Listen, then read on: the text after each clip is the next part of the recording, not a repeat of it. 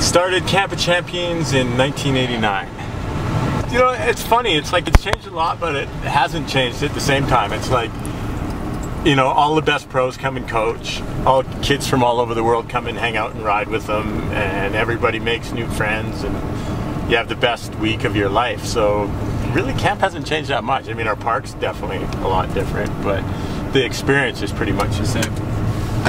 And, well, I ski raced until I was 15, and then realized, because, you know, single parent mom with 4 kids, no matter how good you are, you're never going to make it to the national team because you're not rich. And so I just one October doing dryland training for ski racing, and just walked up to the coach and went, I quit. You know, winter in Canada is pretty long and boring if you don't do anything. So December rolls around and I'm just like, oh my god, this is the most boring thing ever, not doing anything. Because, I mean, to go from skiing every day to doing nothing, it was like, oh my god, which way was serious? And so I phoned Tom Sims off, bought a snowboard, and went one run and went, oh my god, this is the best thing ever, and phoned him up and ordered 6 more because I figured everyone's going to want to do this. Nobody wanted them, so I just opened the snowboard shop. And I just didn't take no for an answer ever when a ski resort wouldn't let us up. Like, we just literally hound you to death until you let us up, and it was, you know, it worked.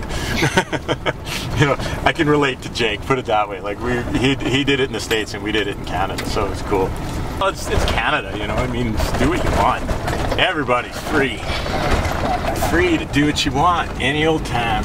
I mean, every generation takes over snowboarding and makes it whatever they want it to be. I'm some 50-year-old dude now that, you know, grew up snowboarding, so, you know, snowboarding belongs to the 15-year-olds, so who cares what I think? Back in the old days was, you know, I mean, when I made the first twin tip, it was just like, how can we have a better snowboard? We didn't like the snowboard we were on, and we got our asses handed to us by Kidwell.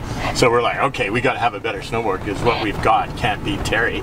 So me and Neil DeFern came up with the twin tip, and, you know, now that's sort of the DNA for all the modern boards. And then, you know, same sort of thing with baseless bindings. It's like, you know, I wanted a more hoppy board, and base plates made a big dead spot in snowboards. So we're like, if I got rid of the base plates and mounted it on the outside, the flex of the binding would match the flex of the board and there wouldn't be a dead spot.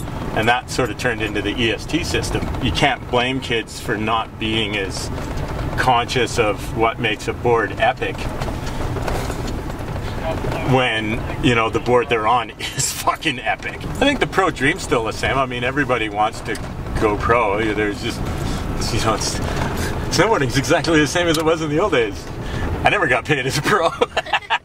You might not get paid, but it's pretty awesome to fly around the world on someone else's dime and make a bunch of friends from a million different countries and see things and do things, and, you know, have people come up to you and ask you for your autograph, and have people say, oh man, your section in blah blah blah was so sick. You know, so, like, you know, that's awesome. You know, money's just a bonus. Right. Because you love snowboarding, at the end of the day, that's all that really matters, and you do whatever you can do to make it so that you can snowboard. Yeah. I don't know, maybe I'm still 15 in my head, but that's all I ever wanted out of snowboarding, was to go snowboarding.